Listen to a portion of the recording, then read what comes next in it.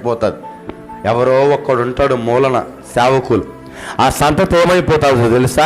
వాళ్ళ కొడుకు సేవకుడు అవుతాడు, కొడుకు తర్వాత కొడుకు సేవకుడు అవుతాడు, వాళ్ళ కొడుకు తర్వాత కొడుకు ఏమవుతాడు?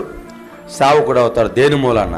చిన్నప్పటి నుంచి వారు ఆ వైరాగ్యాన్ని అలవాటు చేసుకుంటూ పెరిగారు కాబట్టి వారి మనసులో ఒక లక్ష్యం ఏర్పడుతుంది. నేను మా నాన్నగారిలాగా సేవ చేయాలి, నేను మా తాతగారిలాగా సేవ చేయాలి, నేను మా అమ్మగారిలాగా సేవ చేయాలి, నేను మా నాన్నగారిలాగా డాక్టర్ అవ్వాలి, నేను మా నాన్నగారిలాగా టీచర్ అవ్వాలి అని.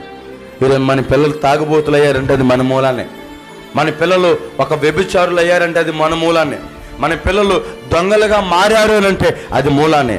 మన పిల్లలు దైవ భక్తి లేని వారిగా మారారంటే అది మన మూలానే. భక్తి మనలో ఉంటే మనల్ని చూసి మన పిల్లలు ఆటోమేటిక్గా మారుతారు.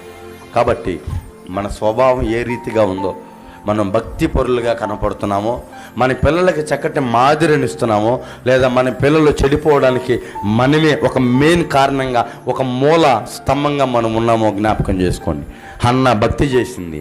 హన్నాకి దేవుడిచ్చిన ఆ కుమారుడు 4 ఏళ్ల ప్రాయంలో దేవుని సన్నిధిలో యెహోవాకి పరిచర్య చేశాడు. కయ్యూను పాపం చేశాడు, తనకు పుట్టినవాడు పాపమే చేశాడు. మనం ఏ రీతిగా ఉంటామో అదే రీతిగా మన పిల్లలు ఉంటారు.